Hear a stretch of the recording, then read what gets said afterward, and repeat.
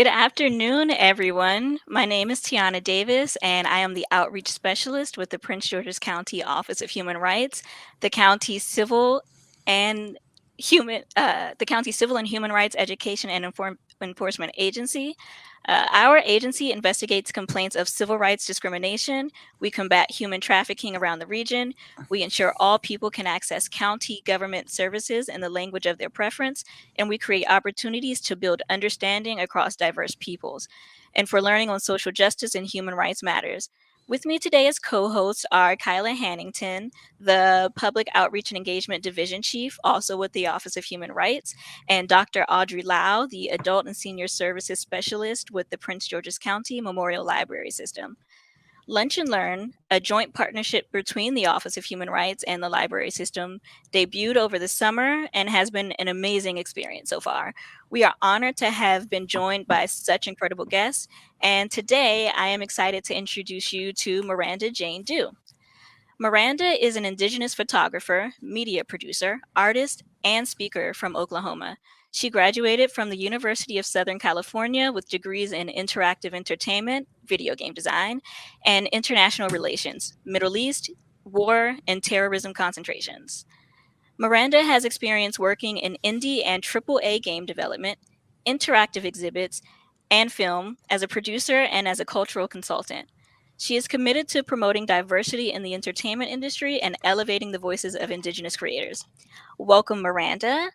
To start us off, can you tell the audience a little about yourself, your work, and your art in your own words? Sure. Thank you so much. I'm really excited to be here. Um, yeah, you did a great intro for me. Thank you. Yeah, I have been doing all sorts of like art and media my whole career, it seems like. But I would say my primary career has been in video games. I consider myself a video game developer is probably my main job and my main like specialty these days. I started out in high school. I wanted to find a way to bridge the gap between the arts and technology. I loved I loved working on computers. But I went to a math and science boarding school for my last 2 years of high school, which was a very unique experience and like completely focused on academia. And I just always wanted that outlet, that creative outlet. So I took all of the arts classes that I could. We'd only have art classes like in the evening. You had to take one a semester, but I would sign up for all of them just because I wanted more art in my life. And then I also like started working on computer science when I was in high school. I just kind of fell in love with programming and how things they just made sense in my mind, and it was like always like a puzzle you were trying to figure out. So I really enjoyed that, and I thought, what I wonder what kind how I can bring these things together. I remember going to like see the movie Avatar when it first came out, the one with the blue people, um, and just being like blown away at how cool it was and like just how beautiful the animation was and how technical it was. And so I was like, well, maybe I should go into like film. Maybe I can work in, like animation technology or something. And then I had a cousin who she was living in California at this point, and she was a game designer, and that's like was really rare to find someone that knew that background. But she was like, hey, like, if you are interested in that, maybe you should check out video game programs. So I found this like program on I was like searching what to do for the summer between my junior and senior year of high school, and I found this program at Carnegie Mellon University at their Entertainment Technology Center for high schoolers. It's called the National High School Game Academy, and it was like seemed super cool. I had no idea, like there wasn't a ton of information about it online, and I just I applied for the scholarship because it was pretty expensive, and I got the full scholarship with like stipend, and so they flew me out to go to this game academy that summer, and I spent, I think it was 6 or 7 weeks in Pittsburgh, like just hanging out with all these kids at pre-college, learning about video games, and I was like one of three girls in my section for this. I think there's like a total of like seven 7 girls at this academy and like 80 boys. And it was wild. And I think that was my first like, oh, this is how this industry is. And so just it was, very isolating at times just to be like truly unique. And I'm the only like girl from Oklahoma here. I'm the only like Native American girl. So I really liked that experience. And I, at the beginning, I thought, oh, I think I want to go into, I think we want to go on to like working in, the programming side. But when I was there, I learned about producing and, the project management between the technical side and the art side and the design, and just kind of being the person that brings people together and really helps keep us focused on what we wanted to accomplish. So I took that experience and applied to schools to go to college, and I applied to like some art programs, some computer science programs, and then on a whim, my best friend in high school was like, "Let's go to USC. My uncle lives out there, and we can go hang out on the beach." And I was like, that sounds great. I was like, I don't know anything about USC. I've never even considered going to USC. I thought I'd be on the East Coast. And so I was looking at USC, and I like stumbled upon one of their programs. They had a game program, and I was like, oh, well, that's easy. I already have a portfolio. Like, might as well try that. And I got it. And she ended up going to Harvard, so we did not hang out on the beach. I was a little jealous for a while, but I ended up where I needed to be, because USC was an amazing experience. It was the number one. I think it still is the number one video game design school in the world, and it was just a really amazing place to be and to learn and to really explore what a career could look like for me. The access I had, going from Oklahoma to Los Angeles was a really big change. There was a lot of culture shock happening there. But it was very exciting to just be around all these other people that like had the same interests as me, people that loved film, that loved the arts, that also loved video games. I had a very unique experience there. They ran this like special program for like the freshman class when I was there, where we like played this big alternate reality game together. It was a competition, and like it lasted a whole semester, and they would give you playing cards, and you would like each card had like descriptions or like challenges, and you'd put the cards together and you'd get certain points if you made a project around what was on those cards. And so we came up with groups and like had teams, and we would make all these projects every week. Like we made films, we made board games, we made like digital games, made all sorts of fun stuff. And I think that was really cool because it brought me in with a lot of people to just kind of learn different things and really get into that collaboration mindset, and just really an opportunity to be creative, but also had really great prizes. So like sometimes like I got to go to like film premieres. I got to meet, the founder of Xbox. Like I got to like have access to all these amazing people and go see these amazing things. The winners, the like overall semester winners, got to like hang out with Robert Zemeckis for a day, and I was really sad. I came in like 6th place. Top 4 got to go, but it was just like a really cool experience to be in like Hollywood, where film really got its legs, and seeing how that impacted video games was really important in my career, and really like allowed me to focus on I came in from an idea of like, okay, like how do we make a game, like how do we technically make a game, and then I think I came out of film school really understanding like storytelling, and anything that I make, what I'm really doing is trying to tell a story. I'm trying to share stories, and I think that's kind of what was really important to me going to school. After I graduated, I had started working. I'll go back a bit. We'll talk all my jobs. My first game job, I was an intern at a very tiny little studio that made Native American games. I had somehow gotten connected with some Indigenous game developer Facebook group, and some people there recommended me to, or they posted this job, and I was like, okay, like I'll apply, and it worked out. I got the job. It paid more than any campus job, which was exciting, but it was still like not much at all. And I would have to like commute to Santa Monica. So USC is like downtown LA, and Santa Monica is on by the ocean, the west side.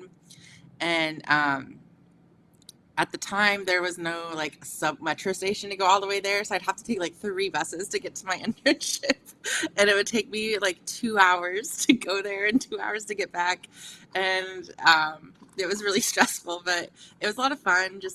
They kind of gave me just free reign over, like they'd give me like, oh, we need to make a game level about this or a mini game about that, or we need you to figure out how you can talk about like Common Core math topics, because it was educational games, and they weren't like very riveting, like they weren't groundbreaking games. They were just little games that they really focused on providing access for kids on reservations to play and have representation, and so that was really cool. Still in touch with them today, and I always supportive of the work that they're doing. And then I moved to another internship where I worked at another startup. It was called Game Cake, and we were working on the game Emoji Charades, which was a party game where multiple people could come together and play this game where you like describe things with emojis and guess. It was a super fun game. Had a lot of challenges, just like it was a startup, and I was still in school, had no idea what I was doing. But it was a lot of fun, and met some amazing people through that as well. And they hired me right out of college, and that was my first full-time job. And so that went well until startups were hard. I got let go right before Thanksgiving that year. And I was devastated. But I mean, it was understandable because like it's a startup, just it is what it is. And so I decided to pivot, and I felt like I was definitely encountering a lot of like imposter syndrome at that point in time. A lot of my friends like had really cool internships during the summer during college. I was a student athlete. I was on the rowing team, which was a fun experience, but I had severe injuries, and I spent my summers either getting surgery or in physical therapy. Or then one of the last summers, I was like, I'm just gonna go work at a summer camp in the woods because I was so over it. So I felt like I didn't do the things I necessarily needed to do in college to set myself up to get the job I wanted. I was still very confused at that point in time. So I ended up applying to this program called the White House Initiative, or not, no, that's not what it's called. It was at the University of, or it was George Washington University. It was the Native American Political Leadership Program. And it was a semester-long program for undergrads and postgrads to take some courses and intern in Washington D.C. And so I had this degree in international relations. So I also was interested in that. And my last couple years in college, I had started. I was adopted, so I didn't grow up in my tribal community, but in college I started to reconnect, and so that was becoming a bigger part of my identity, and was becoming more important to me. And so I thought, well, let's check out this program. I've always been interested in government and policy, and I want to see what it's like. And so I interned at the White House Initiative for American Indian and Alaska Native Education.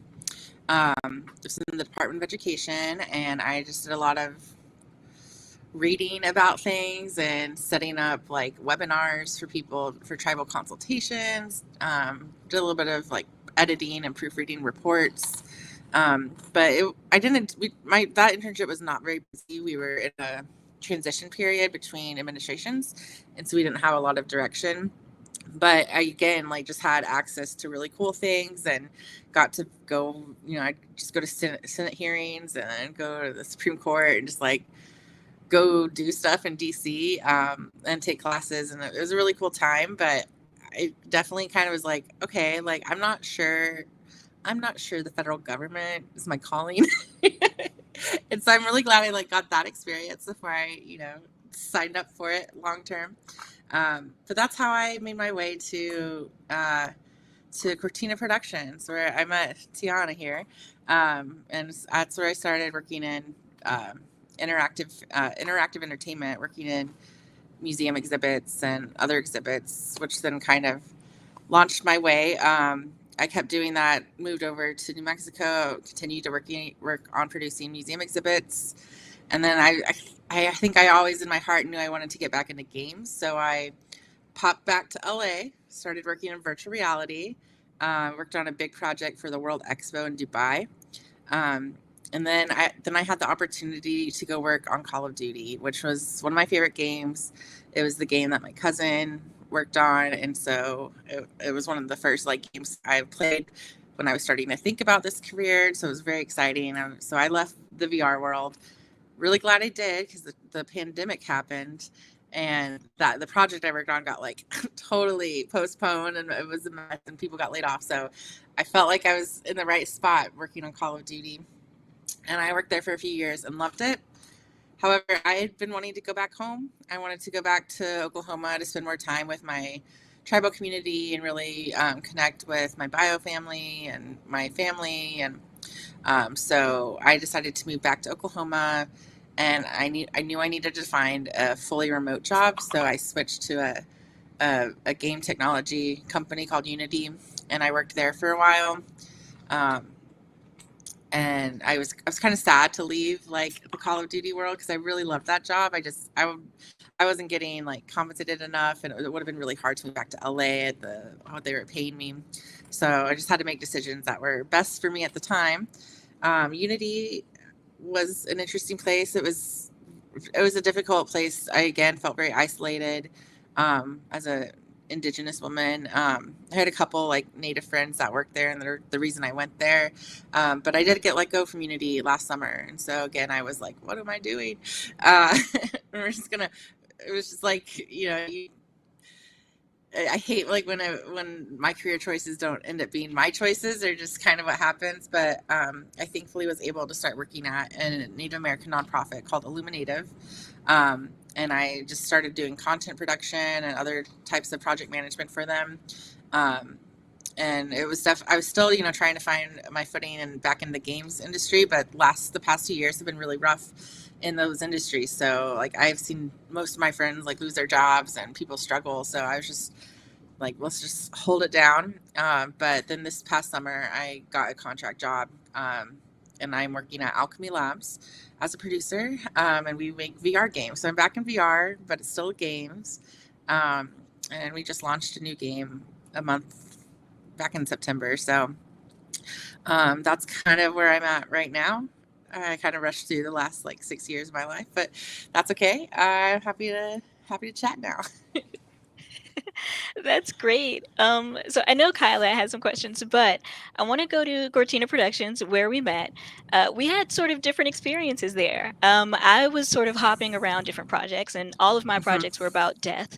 But you had a pretty fun one. Can you talk about what your big project was at Cortina Productions? Yeah, I worked on the National Comedy Center, which was a brand new, like, huge museum in Jamestown, New York. Which is the birthplace of, was it Jamestown, New York?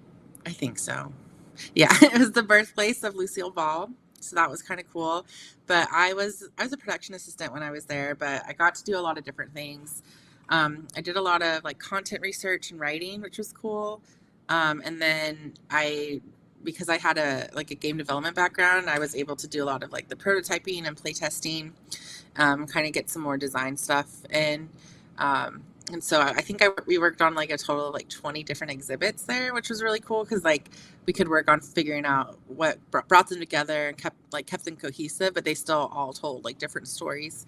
Um, and I really like for that. I wasn't there that long, but it was like a very intense amount of time where just my whole life was comedy.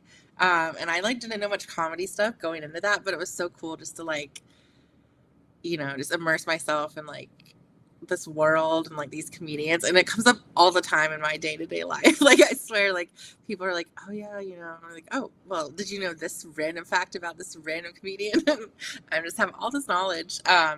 Or even like I've just learned a lot about like different types of comedy and sketch comedy. And yeah, that was a really cool project for me. I also broke my foot while working there, and that I definitely remember that period of time as like the broken foot era.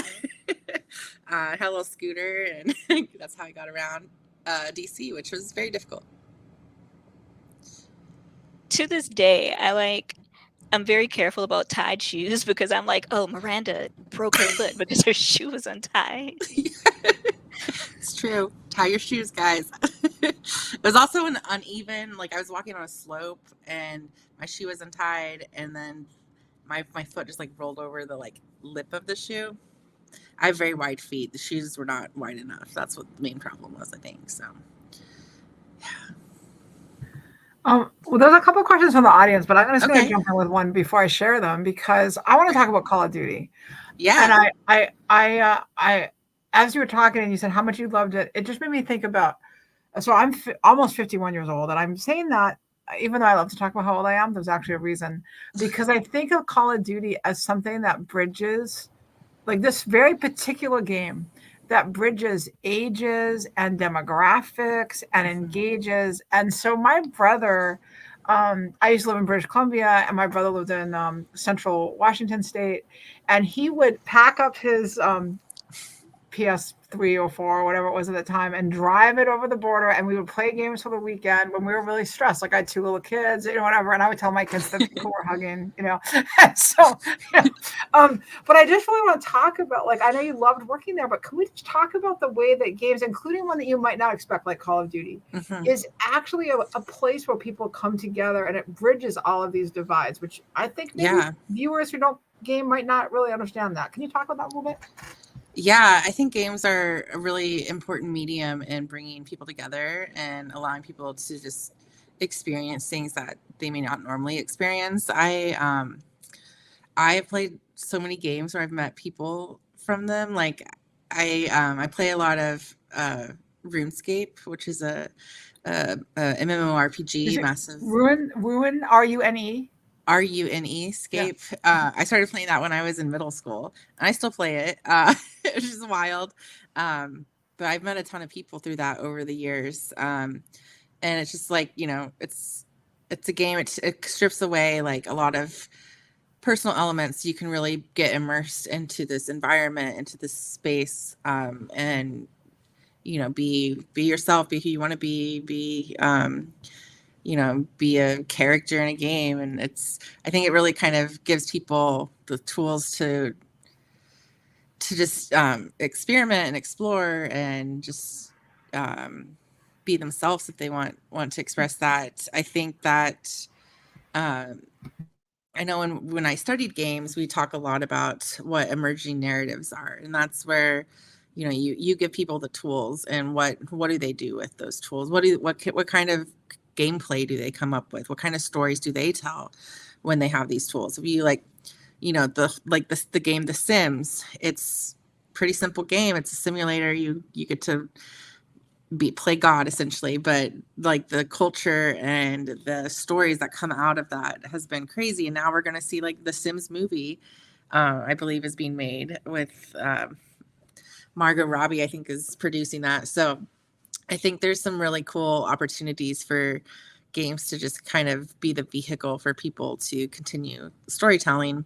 I'd say like I have met so many cool people from video games, and it's I know for a long time I felt really weird about being like, oh yeah, like this is my friend from like the internet that I met at a video game. But there's people I met, like I played Animal Crossing when I was like in high school, and I met this lady on there. We've never met in real life, but like I've been her Facebook friend for 15 years and like follow her life. I've seen her kids grow up, and all because of like she gave me like some coins in Animal Crossing, and we became friends. Or I'm going to Europe in December, and I'm gonna go see a few of my video game friends that I've never. That's awesome.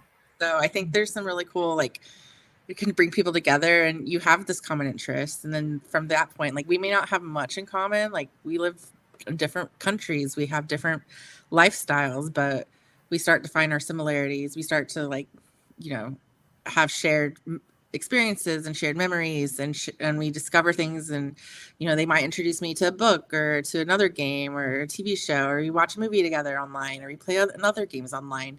And so I think it just really kind of lets me expand who my friend group is and find people that I can really resonate with, even if they aren't like in my local area. I think that's so important, and as we hear so often, where games or the internet or both are bad, that to recognize the draw and to recognize the very real friendships and very real connectivity, and also a really great opportunity to learn to people who are not like us. Like you're talking about going to Europe and meeting people with totally different experiences. Like that is so valuable and valid. I want to give it back to Audrey and Tiana, but I will say we have 3 questions from the audience. So I'm just going to go through those really quick, make sure that we get those. So we have somebody who's wondering about your degree, right? So you focus on international relations. So how does that mirror gaming design? Yeah, I think that's tricky because it's so different in many ways. I think international relations to me was really just the study of how people communicate and how people perceive each other and how people react to each other. And a lot of that's going to come up in games. I thought what was interesting is we study game theory and video game design, and we study game theory and international relations. How do people approach conflict? How do they problem solve? Those are the types of things that we would look at in international relations in the context of why did this conflict happen? How did this conflict get resolved? What did this government do? What did this leader do? And some of that's the same as when we are working in games, what is a player, what are players naturally wanting to do? What are they going to do based off what they know already? So I think there's that element of just kind of understanding people's motives and human nature. And then I think something that I found really fun for me specifically, which I think honestly I probably went and got my international relations degree because I loved Call of Duty. I loved the Black Ops original campaign story. Oh. And I was like, this is so cool. I want to be in the CIA. And so I remember distinctly in high school after playing that game being this is crazy. What's out there in the world? So I started religiously reading foreign policy magazine. And I think I also did that to avoid doing my homework, but I would read foreign policy magazine at the school library every week or whenever it came out. And I just thought it was super interesting to hear about these other countries and what life was like there. I just fell in love with other cultures through reading. And then I did this program with the Department of State. It's called the National Security Language Initiative for Youth. Still goes on. Still a great program. I try to help them out when I can. But it was a fully funded study abroad scholarship for me to go study Arabic in Morocco. And so I really wanted to learn that. And that was a really cool thing. And I was like, I know I want to keep studying Arabic and keep learning about this region. I think it's a cool region. I tried to study Arabic, didn't go well. I do not speak Arabic. It's something I still want to learn, but languages are very hard for me. But I did focus on that in college, which was really fun. And I loved reading about it. And so working on Call of Duty is I can recognize specific elements of historic stuff that I had studied and things like that. And I don't want to sound twisted, but sometimes I'm that would be a cool game levels, if I'm reading about some space, some place or something. So for me, it was a very personal connection between the game content and what I've studied. The game is not realistic. It's realistic, but it's not real, so there's a lot of interpretation of conflict in the game, but it was just something I was always really interested in. And I also think games were growing up. I played the Nancy Drew game series, which was a point and click adventure series specifically developed for girls at a time when girls were not the primary demographic for games, and those games would be set in different locations around the world. So I remember like with Nancy Drew, I'd be in, you know, learning about like the Mayan culture, or going and learning about like Japan when Nancy goes to like uh places. So like that was like really cool, and I think that also was just like kind of gave me that sense of adventure as a little kid in Oklahoma that did not leave the country until much later. So I think like there's also that element of like being able to take stuff that I learned in college and find ways to tell those stories digitally is something that I find very interesting. But yes, Nancy Drew games are the best. I see this now. We're going to talk about that for a second, because Nancy Drew is like my favorite game growing up, and I loved those games. And I would also say like Call of Duty and Nancy Drew are the two games that like made me want to make games. And when I got to college, I sent a fan letter to the Nancy Drew company, and I guess they had never received a fan letter, but I was like, thank you so much, I really love these games, I'm now at like USC, I'm going to be making games, and it's my dream to make Nancy Drew games. And they replied, and the CEO wanted to like talk to me and call me, and she became my mentor when I was in college. And she was like, yeah, like let me know when you graduate.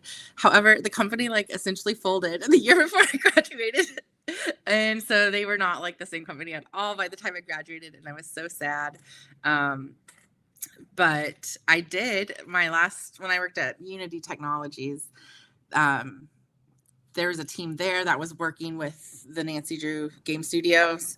And they were working on the game, and I told them, I was like, I just saw in like a presentation that they were working on that. And so I messaged the team lead, and I was like, hey, I want to help with this. Like, even if it's just something little, I was like, I want to be involved. He's like, great, that's good to know. Didn't hear anything for like 8 months. And then I finally, like, I think it was in February of last year, I get this message like, it's time. We need someone to be the first tester to play through the game. And I was like, I am ready. And I got to play that game. I would play it off hours. It's just for fun, like on my volunteering time, I guess. And I had to put probably like 100 hours into testing that game. Being the first person to test a game full through is very challenging. There's no cheat codes, and you can't look anything up. I like the puzzles were, some of them are really hard. There were like some things that you're like, is it broken or is it just a hard puzzle?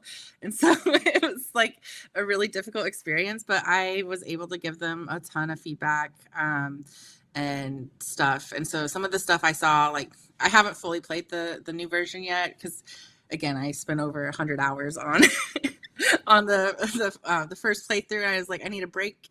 I guess it's been a couple years now, but I did get my name in the credits of that last Nancy Drew game. So I think that was like a really exciting moment, and I would love to be more involved in future Nancy Drew games. But for now, I'm very happy with that.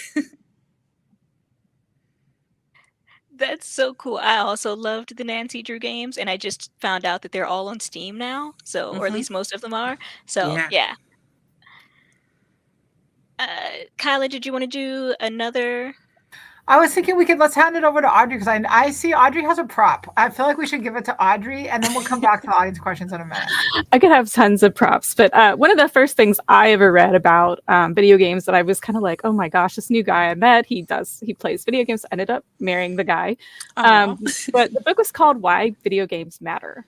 And it's 2010 when it came out. But what I loved about it was this personal experience that this author was able to kind of relate, like, coming out of the New York subway, in nuclear, like after a nuclear bomb, and like, just seeing this world of, like, that you're used to, like, and how he cried, like, this is my city, and it was just that emotional connection. But I noticed some of the people talking, like, in the audience, like, don't always think about gaming as being, and now, like, I'm learning how much, like, the military uses gaming. I just read a book about nuclear war, and they game yearly. Like, Ronald Reagan had one of the first, like, gaming, like, scenarios. So trying to figure out how people would react in these real-time, very serious issues.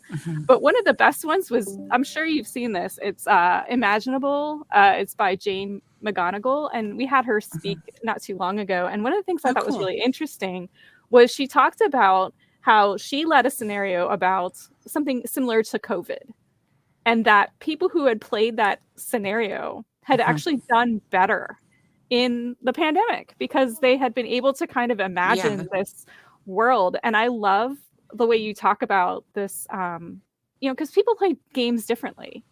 You know, we can all have similar, you know, game interests, but we all play the game differently. I just spoke to a coworker, Gio, who was, we were talking about Stardew Valley, which is the only game I play. But now that I know Nancy Drew exists, you know, but I guess like my question to you is, how do you kind of win over the people who do say that video games are terrible and they're rotting kids' minds and everything? Because people really don't realize how very integrated they are into our reality now. Yeah.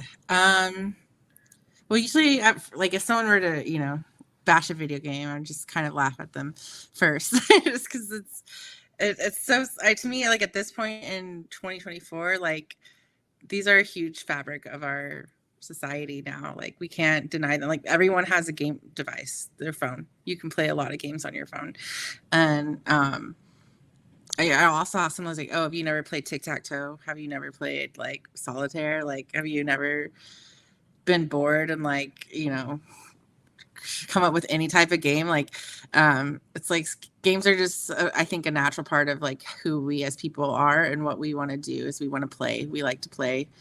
As kids, play is very important. It's a very important part of development. And so I think it just only makes sense that we continue to find ways and avenues to play and to experience things and to put ourselves in situations where we have to challenge our minds. And I also tell them, I was like, well, you can think that about games, but it's also a $1 billion industry, and it can be a very lucrative career. It can be a really great option for people that, you know, have these interests and want to explore a career in technology or a career in storytelling. So I think those are kind of like how I try to approach it, is that like most people in this world have touched a video game. A lot of people play them. They're not going anywhere.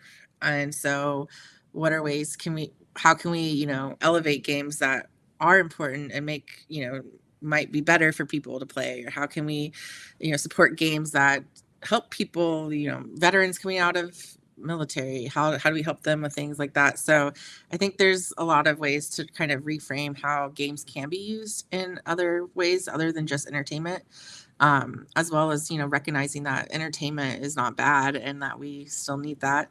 But I think it makes the learning fun. Like, I think that's Yeah. like Duolingo, I think, like gamifies part of their how to learn a language. So, Yeah. I mean, there's your Arabic. Yeah. Oh, I try. I did like 200 days on it last year, and then gave up. But I'll get back to it eventually. But yeah, I think like, especially we live in this world that has so much like content in front of us all the time, like TikTok, like you have so much access, YouTube, so much access to content that's fighting for your attention span. And so like games, you know, can be a really good way to teach someone like how to focus on something and how to like be challenged and how to really, you know, dig into something and figure it out. So I think that could be helpful too.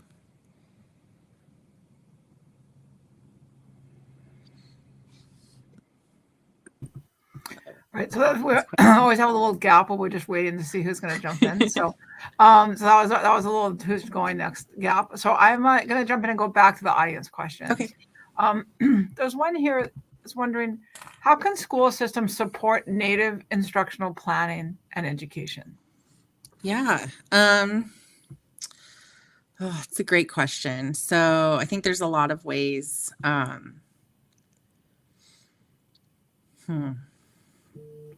I think, so I'm from Oklahoma and we have a lot of Native population there. So we have a lot of like government funded programs that do support Native education. I think it's Title VII that is what really provides a lot of funding for like Native student education and support and programs. But I think, like, as for non-Native people, I think it's important to ask your school, like, what are we doing to support the Native students at this education system? What are we doing to make sure that that part of our history is being taught appropriately, is being taught by the right voices? I think, like, having parent advocacy and allyship is really important to really push those systems. I think making sure that, you know, your teachers have access to the right materials. There's a ton of native written children's books. There's a lot of, like, you know, there's Native TV shows. So making sure that, you know, it can just be as simple as, like, if you're able to donate a book to your child's classroom or something like that. You know, I try to donate books to my local school system just so I know that they have them. They might get banned because I'm in Oklahoma, but at least I tried. And just making sure that people are aware that these things exist. The organization I work for, Illuminative, like, they have a lot of resources on their website, even, where it's like, you know, K-5, like, guide to Thanksgiving, or, you know, stuff like that. So, like, there's a lot of resources out there.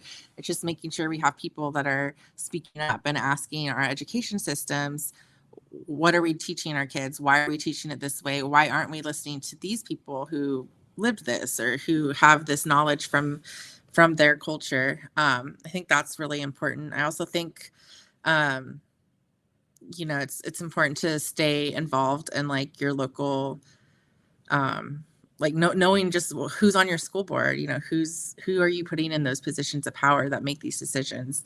You know, it's election season. These things matter. Like, as an Indigenous person, like, so many federal policies matter to me and my community more than a lot of people, because we have our native tribes have a federal trust relationship with the government. So we deal a lot more with federal government than probably the average non-Native person. So it's like, this kind of stuff a lot of people will never think about, but maybe, you know, take some time to learn about, oh, well, how will that policy impact, you know, the Native community in my state, in my town, and make sure that you're advocating for the people that will support those communities. So you moved to Oklahoma to be closer to family. And, you know, I've noticed since you've moved back home, you've been more involved in Pawnee, you know, cultural activities. Mhm. Did the desire to be more involved in Pawnee culture inspire your move to Oklahoma, or was it like the other way around? I think it was a little bit of both. I when I reconnected with my tribal community, I had not lived at home. I was, you know, coming back for, you know, spring break or summer break. So I spend, like, little bits of time, but I really did want to get more involved in the community and the culture. And so I've been able to do that through various ways, but it's really nice. Like, we have, you know, community dances and programs and ceremonies that will just happen, like, on a Saturday. And it's like, I can't just fly home easily on, like, a random Saturday, but, you know, I can spend the afternoon, like, drive 45 minutes, spend the afternoon there. So I think just having the access has been really nice. And it's been good just to, like, I don't know, I feel like I've integrated myself again, and feel like I have a really strong community, a lot of friends. I know most of the people that are around around our Pawnee dances. I've been able to go to, like, family reunions and be connected with, like, more extended family members. And so I think I definitely, like, knew I wanted that, and it's been really nice to achieve that. So yeah, I think, yeah, I just didn't, I got to this point where I was like, I just need to be there. Like, and I'm not ever going to learn everything I want to learn or feel involved unless I am physically there. So that's kind of how it felt. And you spoke earlier about, like, feeling isolation in some of your jobs. Mhm. Has your Native American ancestry impacted your career so far? Like, have there been situations where you had to sort of step in and say, "Hey, this is, like, not this is culturally insensitive," basically? Yeah, this happens like all the time.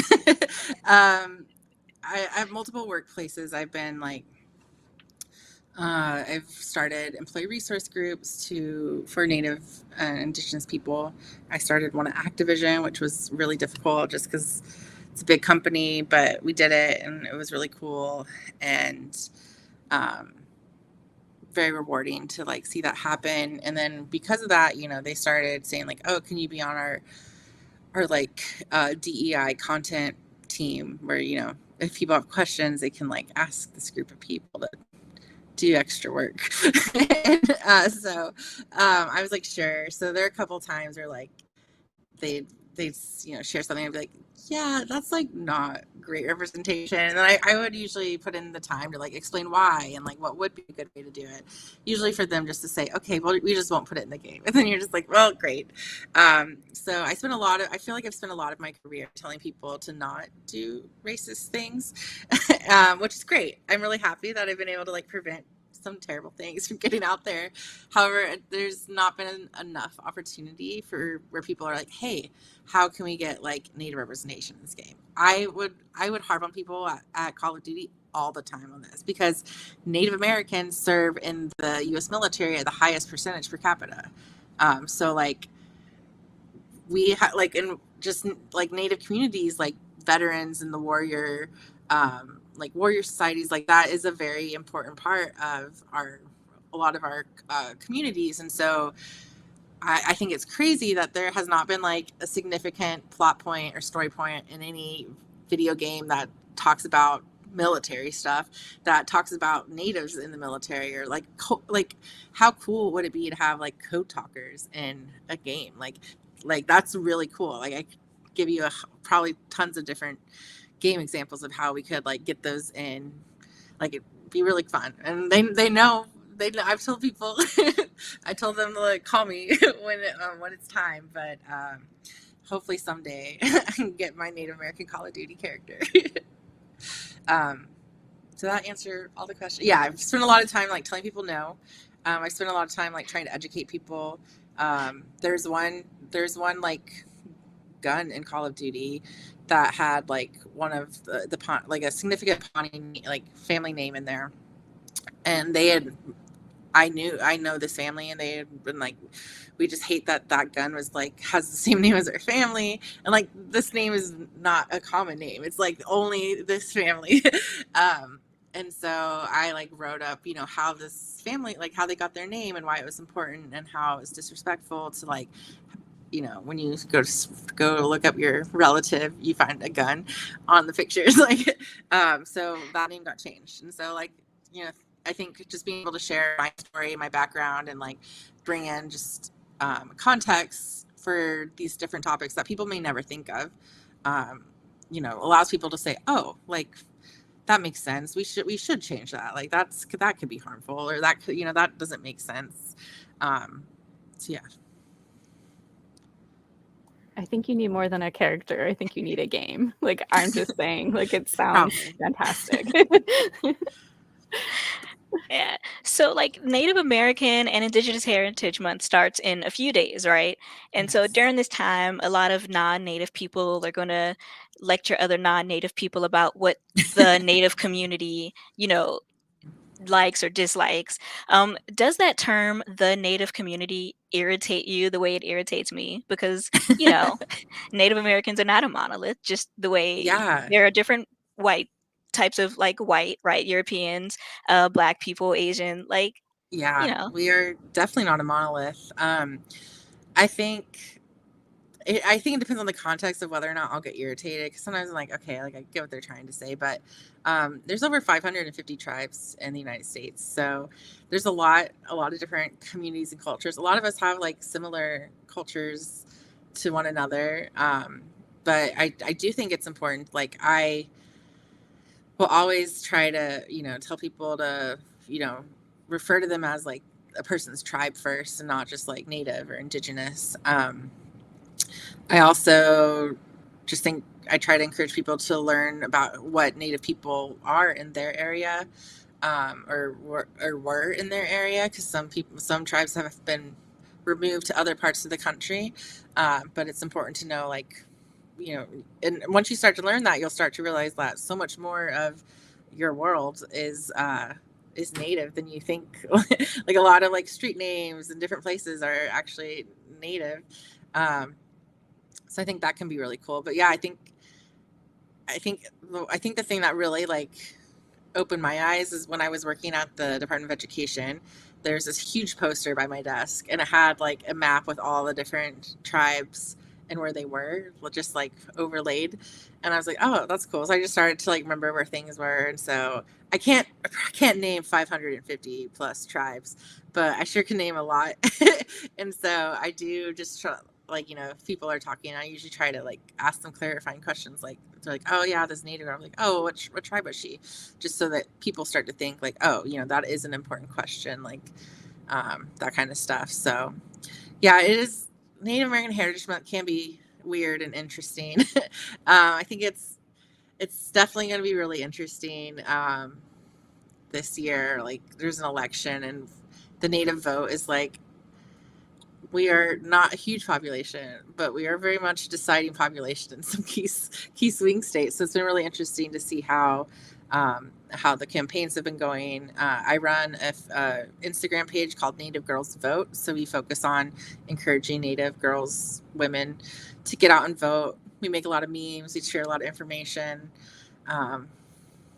Yeah, it's I left my nonprofit job and essentially starting my own nonprofit. So, but yeah, that's I don't know. Native American Heritage Month can be a weird time for a lot of Native people. Thanksgiving's right in there. That can be weird too. Veterans Day is in November, which for a lot of tribes, like we have a dance for my tribe, so I always look forward to that. But yeah, it's a weird time. Oh, thank you. Yes, follow us. We do giveaways. So, any other questions? Yeah, for sure. So I want to talk about your work in VR. Yeah. And I guess my question is, how do you do work in VR? Like what is the process? Like, I know at Cortina Productions we did just the tiniest bit, but like, Yeah. what's your role? How do you do it? I am a producer, so I spend a lot of time in meetings talking to people. I help organize the work that my team is doing, making sure that they are aware of like highest priority issues that need to be done, and making sure we're testing it, getting things approved. So I do a lot of like, I say it's kind of like strategy and logistics is kind of what I do. But VR it's a weird thing. Just even like thinking about it too long gets me like all confused. But we essentially like the process for a VR game is, you start thinking about the setting, like what kind of setting A would be cool, B would people like be interested in doing, and is achievable, because there's a lot of limitations with VR. It's because it has to be a device, like you don't have a ton of memory, you don't have a ton of like storage space. Like Call of Duty is like hundreds of gigabytes, and like a VR game cannot do that with where technology is right now.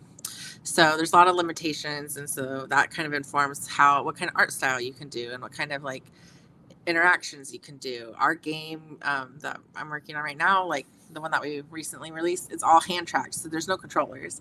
So we got to figure out like how do we do hand movements, like what makes sense, like this. So this game is called Dimensional Double Shift, and the story is like you're traveling through the dimensions, and you land at this gas station, so the stop station, and there's a diner and you in a garage, and you have to spend some time working there. So you get to go work in the diner. So it's like you get like a ticket off the thing, and it's like, okay, you're making like a grilled cheese sandwich or like something. So there's like different things, and it's a multiplayer game. So you're also like talking to people and like passing things around or like fixing the car.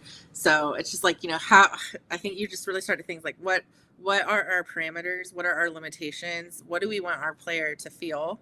Like what kind of emotion do we want them? Do we want them to have fun? Do we want them to learn something? Do we want them to be frustrated? Like, do we want them to, like, you start asking those type of questions. Also start asking like, what kind of player do I want to play this game? Do I want like really intense players? Do I want a casual player that just like maybe plays now and then? Do I want this to be for players that, you know, are just trying out VR? That kind of question is also what I would probably start asking. And then we start focusing on the game loop. So the loop of like, you know, the user does something, something in the game happens, the user has a resolution, repeat. You know, what's that loop? What are we doing, and what are we doing over and over again? So like in this game, it's like, okay, we're like making a food thing, and then pressing the button, and then a new one comes in. So it's like kind of figuring out those loops and where it's fun and where people like have that nice mix of like difficulty and frustration and like resolution and happiness.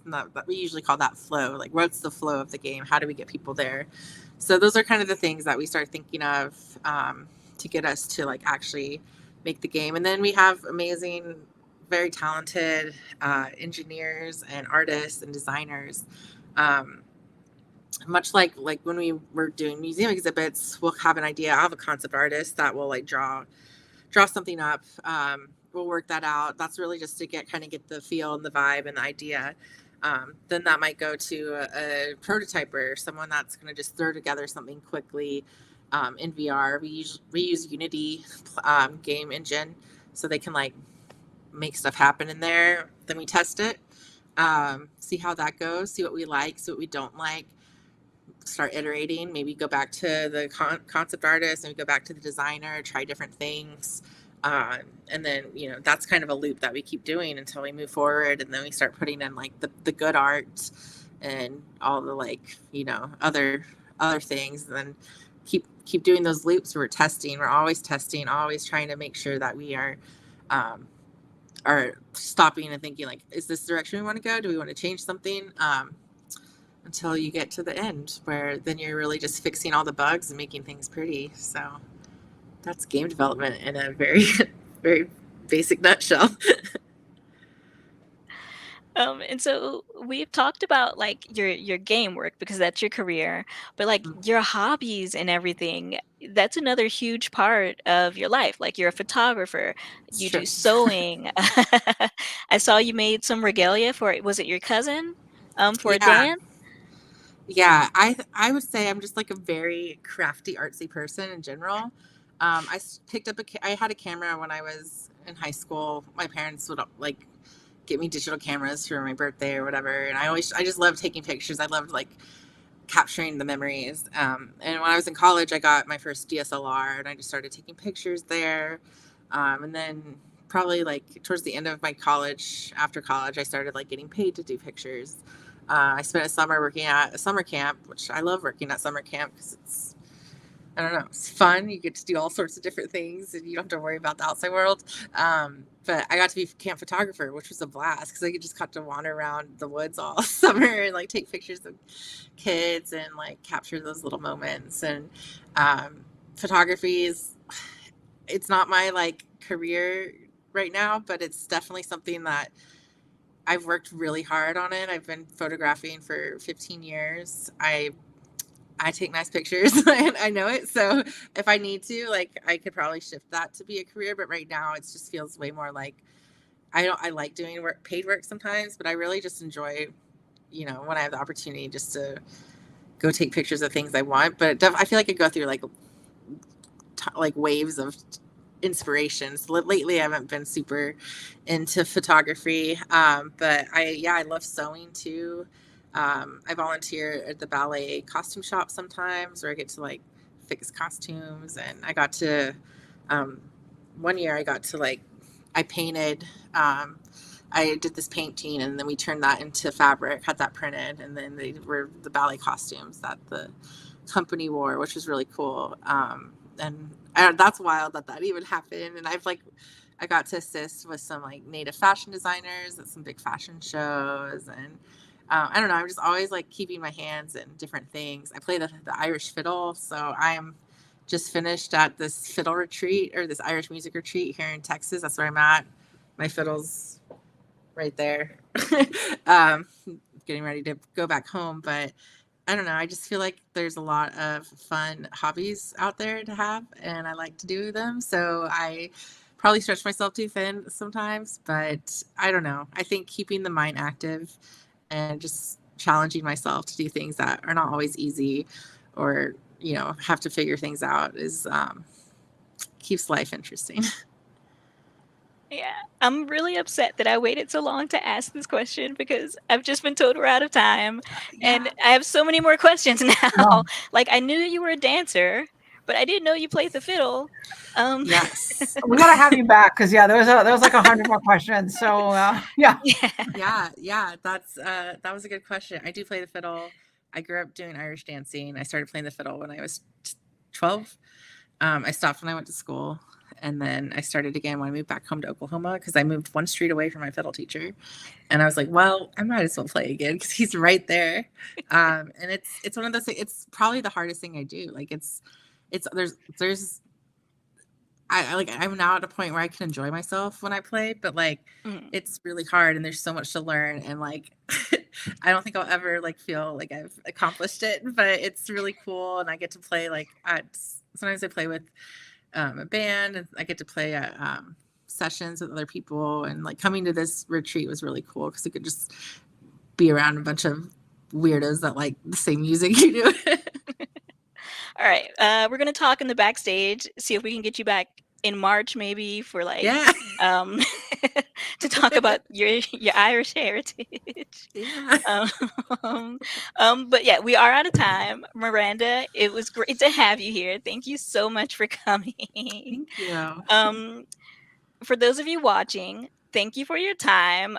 Um, Next week, we're taking a break from Lunch and Learn because it is election day. We want you to go out there and vote. Do whatever you can. If you've already voted, try to drive some people to the polls. I won't say too much, but let's vote, right? Um, let's see what else. We'll see you in 2 weeks on November 12th. We're going to have Tony Weaver Jr. Talking about his graphic novel Weirdo. It's aimed at middle grade students. Before that, next Thursday, November 7th at 4 p.m., we're going to be talking with Dr. Dula, who is the Veterans Affairs Liaison for the County Executive's Office in Prince George's County. So that's going to be Community Conversations on November 7th. Thank you so much to the library for partnering with us on Lunch and Learn and Community Conversations. To see what events they have coming up, you can visit them at pgcmls.info/events. To learn more about the Office of Human Rights, you can go to, usually Kyla forgets and now it's me. It is civilrights.mypgc.us. Thank you for putting it on the bottom. Miranda, again, thank you so much for joining us, and we will see you all later. Goodbye. Bye.